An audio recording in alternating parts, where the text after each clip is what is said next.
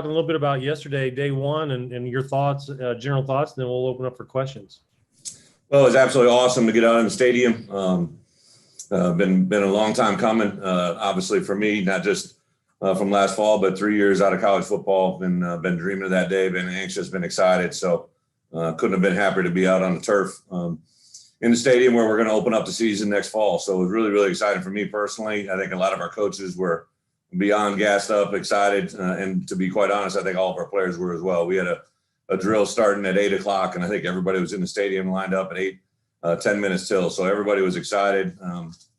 Fun time to be around the kids. I would say that, typical first day, there's some things that went well, some things that didn't go well. A lot of times people say your biggest improvement is from game 1 to game 2 in the fall.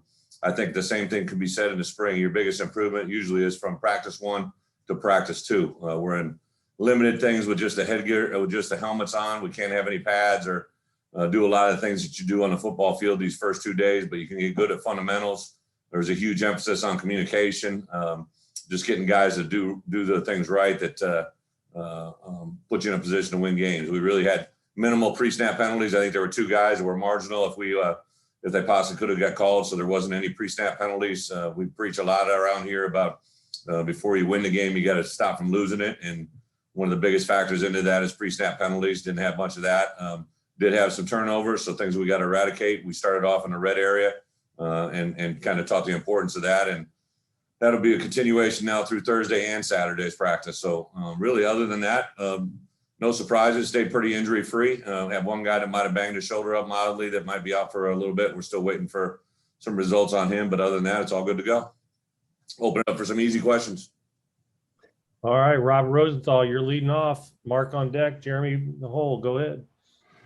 Yeah, Coach, I'm curious about the facilities. You've got, you can do practice in the stadium. You've got the grass practice fields. You've got the indoor. Do you prefer to practice in the stadium? Do you prefer to be on grass some days? How do you view that? Yeah, I probably prefer to practice in the stadium if all possible. We ran all kinds of tests on the field, did a lot of nice things. I thought the ground crew really did a nice job of getting the field ready. A couple of our guys thought we put in new turf because it was loose and felt good on them. So, yeah, during my entire time at a previous institution, I practiced every day in the stadium for 9 years basically, and won a lot of games. So I think the more you can become comfortable in your own stadium, the better you'll be.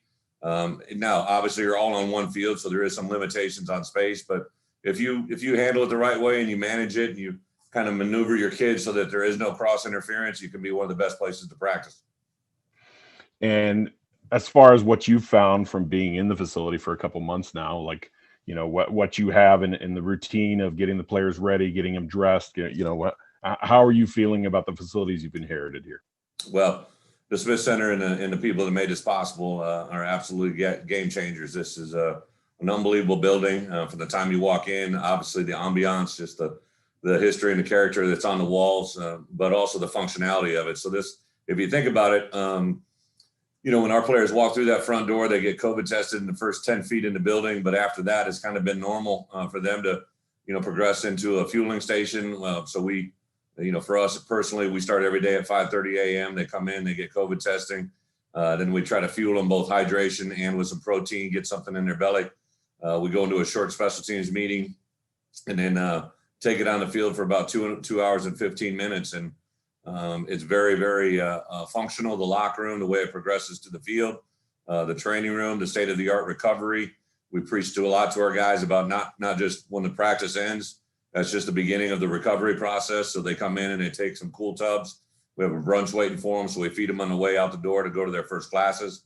Bring them back in the evening, have some meetings on Tuesdays and Thursdays, and then they have training table that night. So we're really trying to enforce upon them. It's not just what you do on the practice field. It's all the things you do away from there.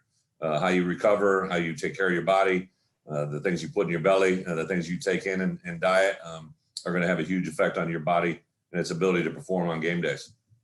Thanks. Bret, with it being your first couple practices here at Illinois, are there a couple specific things you're looking from players as far as maybe explosiveness or anything like that in these first couple practices? Yeah, I think if they can carry what we teach them in fundamentals to the football field during the team periods, that's going to be a big part of it. Obviously, by position, there's certain things you want to see, right? You want to see receivers catch the ball. You want to see quarterbacks throw the ball. You want to see linemen block, and you want to see defenders defend. But overall, I would say that, you're probably going to get tired of me. I'm not a cliche guy, but I do believe in the fact that if you have a very tough football team, mentally and physically, if you have a smart team, all right, that knows what it is and has the awareness out on the field, and then obviously dependable, so that they can be depended upon in great moments to be at their best. If you have a tough, smart, dependable football team, you're going to have a very good chance to win some games. So every position is a little bit different.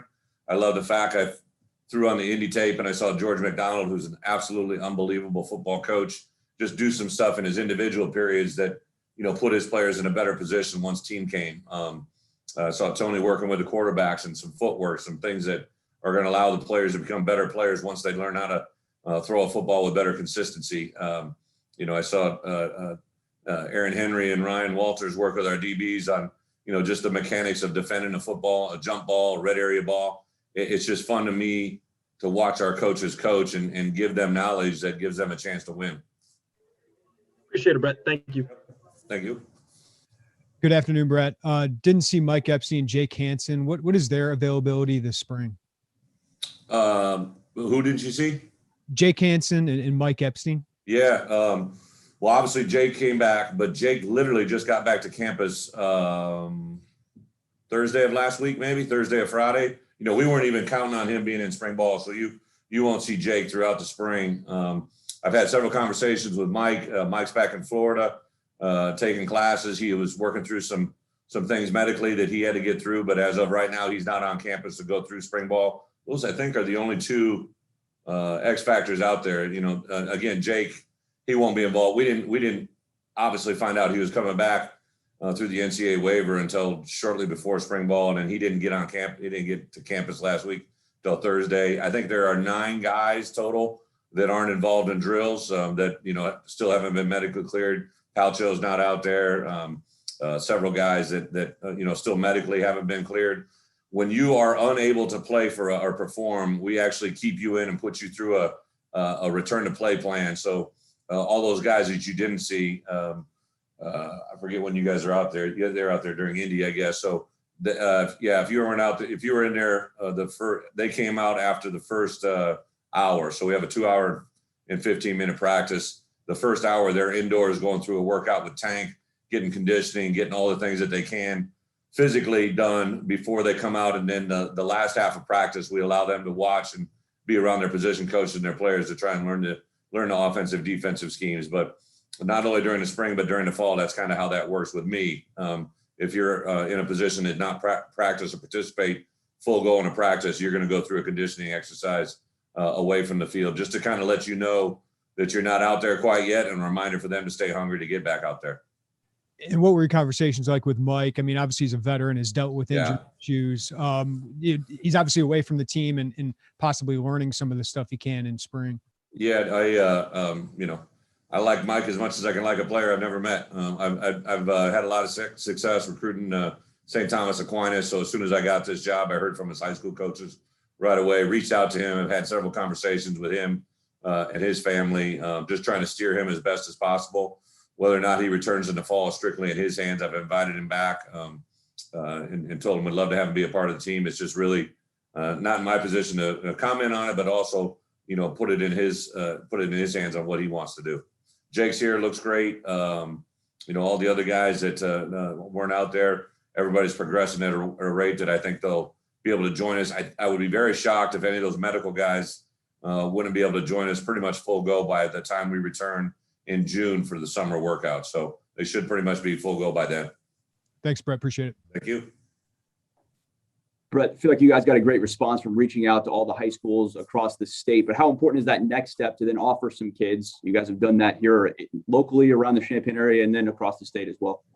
Yeah, great question, Bret. So one of the things that I've said from day one, literally the first time I talked to Josh, is like, we got to turn these COVID rules to our advantage, right? We got to be able to put this in the best situation possible. And a decision that was made without me long before I came here was obviously the decision by Illinois High School Coach Association to not play in the fall. And then the opportunity that presented is we've got spring ball for the first time in the history of Illinois high school football. So they played their first games last week. We literally, I think I sat down and watched. We had targeted about 15 kids that we wanted to watch film on immediately as soon as we could on Saturday morning. I think I watched our first guy literally before 6 a.m. So had a chance to watch guys and get a peek on some guys that we were close to, make moves on some of them and hold on others. Obviously, there's a whole round of kids that are playing their junior football season right now that we'd already extended offers to, and then really continue to evaluate the whole process. So, yeah, it's a fun time. It's a different time.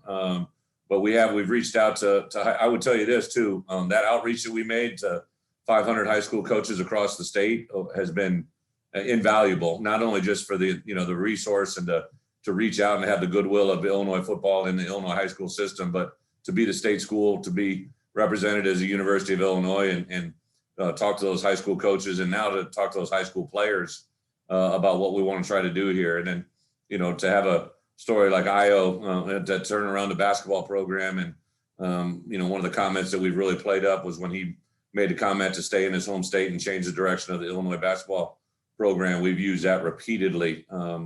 Io probably doesn't know how much we've used it as a football program to kind of share that same message. I'm looking for that Io. I'm looking for that guy in the state right now out of this 2022 class that can help us change the direction of this program for a long time. Thanks, Bret. Thank you. I love the Bret, sorry, go ahead. Brett's got 2 T. I said he's got 1 T. That. I had a question about recruiting too. It seems like, recruits are responding well to your guys' efforts. You said, trying to make COVID work to your advantage. I saw one recruit tweet out, a bunch of screenshots of texts from like 6 guys on the staff. What level of organization goes into this effort like that? Well, I think it's just, a combination. I couldn't be happier. You guys have heard me talk about Pat Hamilton, like just the knowledge that he possessed. He's been here a long time, but never has really been the point man. He's a guy that I recognized early on. I was looking for someone like him, and obviously we joined hands and jumped in this thing together, and it's been an invaluable resource for me and for our staff. And then really, as our coaches came in, really just, hey, as football coaches, I know it's hard for us all to admit, but we all steal from one another, right? Like all these coaches that came from different places, we just pooled all the knowledge they had. Some guys were, Kevin is a very brilliant he's a guy that's always thinking ahead of the curve. Ryan Walters and what they've been able to do at Missouri. He's been with a couple staffs that have really, really recruited well. Obviously bringing Nate with us, who had been at Northern Illinois and been at Temple, and to have him pair up with Pat. Some of you guys know Pat Pearson, who had been with me. So I brought a guy in that was in the media world that had never really worked in football. He's like a little kid in a candy store. I got to kick him out of meetings because I turn around, he's trying to learn more football. I'm like, bro, stay out of here and just concentrate on what you do. But you pull in, I've really wired up a recruiting staff that's never been assembled before that I've ever been aware of. And it's a lot of different dynamics pulling in the right direction. I think I probably know what you're talking about in referencing, like we'll group attack a young man and his parents. There's always going to be some decision factor with a young man. It could be him. It could be an aunt, an uncle, a mom, a dad, a grandma, a grandpa, a cousin, a coach. It's really finding out more about that person than anybody else. And then, if they have a big game, or they have if they're a wrestler and they have a big match, or if they're a basketball player and they're entering the second round of playoffs, whatever it is, we kind of attack that moment. And I give a lot of credit to our people. Thanks. Yep. Good afternoon, Coach. On Tuesday, in our 15 minutes of seeing you, which I know obviously isn't a lot in terms of your grand scheme of things in practice, you were kind of across the field with the defensive line. Is that kind of an area of emphasis for you right now in practice? Or are you trying to bounce around to the different position groups as much as you can? Well, actually, unless my schedule was off, I actually pre-planned where I'm going to be for every period. There we had 25. When you guys were in there, there's 25 straight minutes of fundamentals. The first fundamental period, I started over with the defensive backs. Second fundamental period, I went to the offensive line. The third fundamental period, I went to the defensive line. The fourth fundamental period, I went down to watch the quarterbacks and receivers, and I stayed there and watched routes versus air. So yeah, I didn't spend any more or less time with any particular group. I just spent when you saw me. I stand out, all right. So I'm usually the biggest guy out there that's not wearing pads. We try to move around. I try to move around. We just literally, the reason I was late, we record every one of those individual drills. And what I was doing, I showed our whole staff the individual drills of every other coach. So Coach Miller works with the offensive line, but his teaching progression is really, really something awesome to watch. So I showed how he progressed through that day to get where he needed to be. George McDonald, like I said earlier, was doing some great things with our wideouts that I wanted to see everybody to see. I wanted people to see Tony, the way he was working with our quarterbacks on footwork and progression and eye progression. Got to watch Coach Patterson work with the running backs and saw the difference between maybe the skill sets or the effort level of different running backs. So it's really an unbelievable, that 25 minutes of practice is my most enjoyable time. If I was with the D-line, I was working with Coach J-Mo, just because he's a former player of mine and I want to hear him spit it. I want to hear how he teaches. It's been fun for me to hire these former coaches, and I want to see them on the grass or on the turf, I should say, and I want to see them work. That's probably one of the more enjoyable parts of my day right there. So I want to kind of stick with that then. You've had all these players that you've had on your staff. Why is that so enjoyable for you? Is it kind of like reliving the past for you? Like why is that so enjoyable for you? And no, we're not really living anything. It's more about living in the moment, to be honest. Like, so when I see Aaron Henry, I see a young man, 16 years old in Immokalee, Florida, when I offered him a scholarship. And now I see a man in his 30s who's about ready to be married, who bought his first house and is coaching like as good a DB coach as I've been around. So I love to see the progression. I get the comment, but no, I'm more in the moment, and to see people have success, but also to hear what I hear. So we have this thing defensively called call alignment stance key responsibility. It's called CASCAR. I learned it when I was 18 years old, and I've preached it ever since I've been coaching. And to walk into every one of our defensive meetings and to see that on the wall and make our kids understand that's how they learn, that's really, truly enjoyable for me.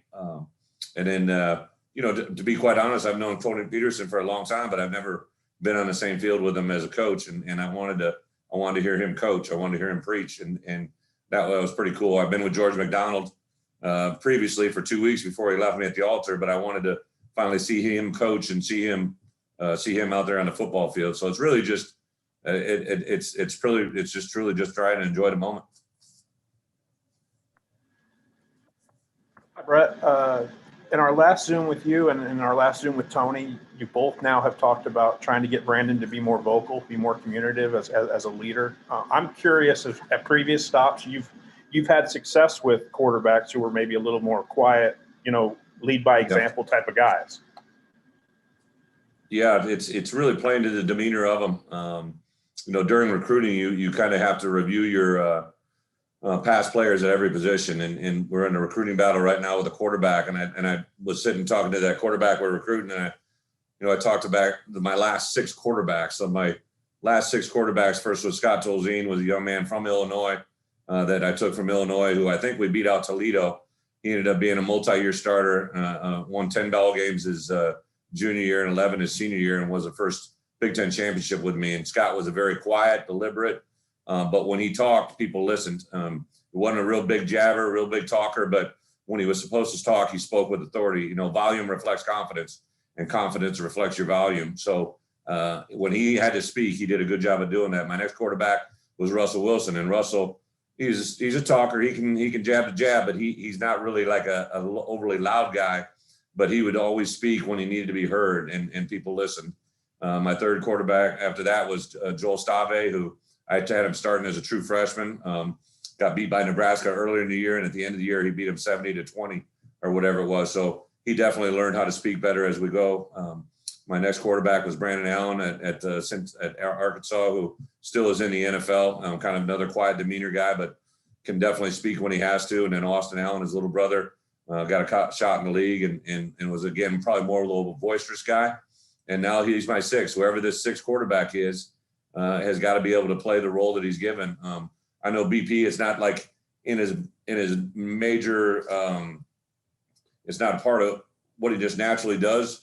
But for us to grow as men, you have to get more out of your comfort zone, and that's definitely what we're asking him to do. And I think yesterday or Tuesday was a step in the right direction. One of the also things I wanted to hit with you is I counted 21 players on your spring roster that are either up or down 10 pounds from what they were listed this past fall. And I was curious if you could comment on how these guys are reacting and maybe on the same page with Tank on what plan they have for him as they go into this spring and then into the next fall.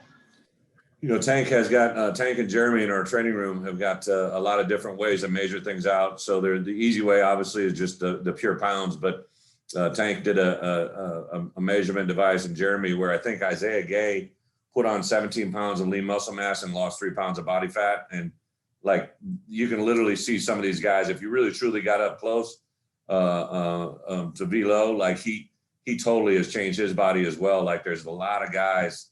Tank's doing a lot of good things with the guys. Not doing much with me. I still look the wrong way, but he is really. I think, especially in those mid-level to big guys up front, have really done a nice job. And it's only been 8 weeks, to be quite honest, 7 because we used the last week to taper. So we'll get through this 5 weeks right now, and it's absolutely essential that these guys learn recovery, right? So it's not recovery for tomorrow's practice; it's recovery for 4 weeks from now, when we need to be at our best in our final week of spring ball.